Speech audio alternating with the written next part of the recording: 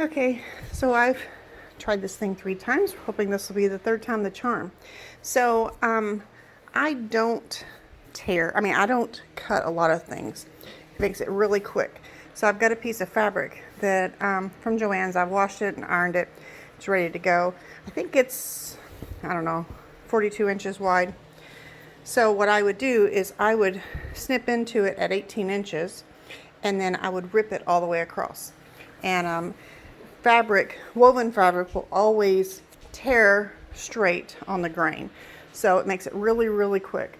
So once I've ripped it apart, I'll have a strip that's 42 inches by 18 inches. And then I'll take that and I will hem it on the long edges. So both 42 inches will be hemmed.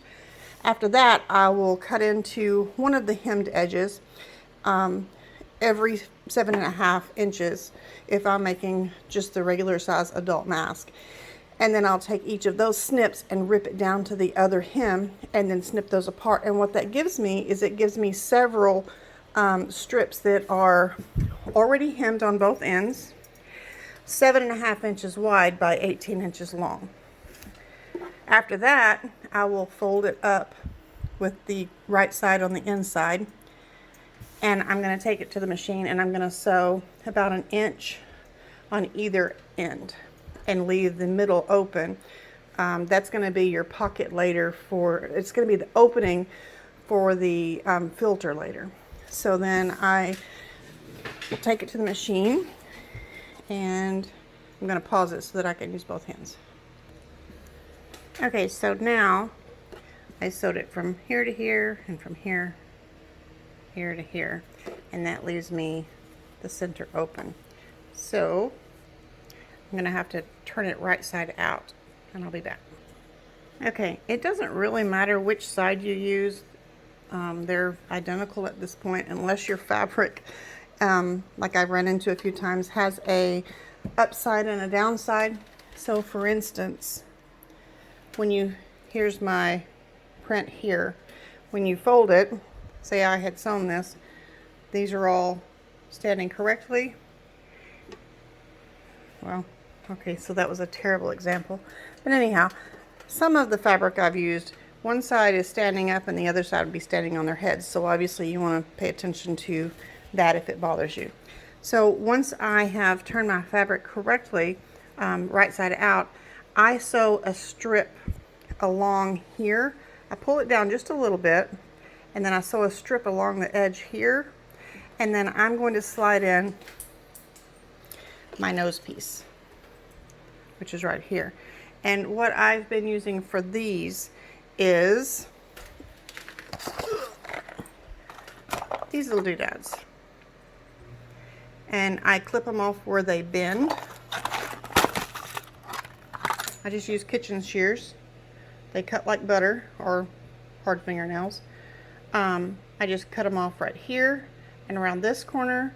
That leaves this one already rounded. And then I cut off the very tip here and make it more rounded. And then I flip them over and do the same thing on the other side. The nice thing here is this is sticky. If you pull this backing off, you can run it under here and stick it wherever you want it.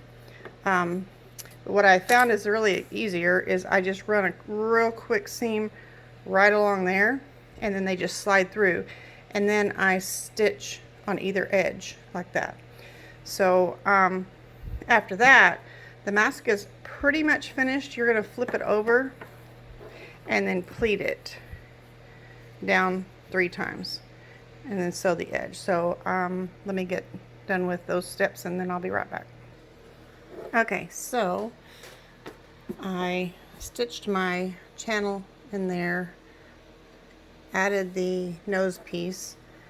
It bends super easy, fits really nice on the nose. This is the back side where the pocket is to put the filter in. So now all you do is you flip it over and make your pleats. You're gonna, I don't know, I don't have a thing that measures them for me. I just measure and pleat, measure, pleat, measure, pleat, and then sew them down the edges so that they hold in place. After that, I don't measure a lot. So I would tear a strip here that's the same with just a little bit of overhang. Once I get my mask folded, hang on, I have one that's okay. So my mask is pleated. I'm just going to run it through the machine on both ends to hold it in place, and then I would add my casings. So for my casings, I take a strip that's I don't know, about half an inch longer than this is when it's folded. And what I'm finding is, you know, my pleats aren't going to be exactly the same each time, so my masks are not exactly the same. I just take a strip that I've got and I line it up on the back side of the mask, sew it down, and then I cut it off about half an inch longer. So then when I flip it over, it's this first fold, and then I fold in the end that's not hemmed, iron the other edge together and bring it over, and sew down the front. What I've figured out is that if I don't have one of the ends that's sewn down, when I run my pin through it with my cording, it catches, and so it's really frustrating. So if I just go ahead and run the little edge, that way when I fold it together, I run it from the opposite end and it doesn't catch. The cording is just t-shirt. If you cut it horizontal to the hem, and then you pull it and stretch it, it will stretch up and make a cord that's easy, really easy to tie. Let me know if none of this makes sense. I haven't done this before, so certainly not a YouTube thing. Thanks, bye.